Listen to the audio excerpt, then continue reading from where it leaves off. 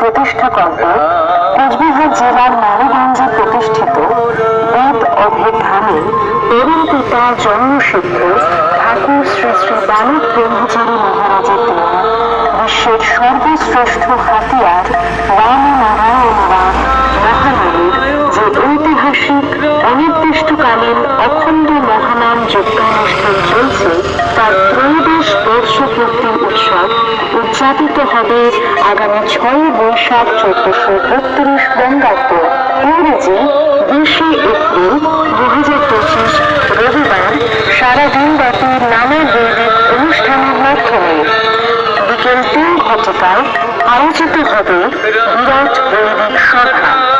প্রধান বক্তা শ্রী শ্যামল কীর্তনিয়া। রাত 10টায় বাউল গান পরিবেশনায় পরিমল দাস ও সম্প্রদায়। রাত 1টায় কবিগান পরিবেশনায় ভূপাল রায় ও সম্প্রদায়। জাতি ধর্ম দল ও মত নির্বিশেষে সকলের উপস্থিতি ও সহযোগিতা কামনা করি।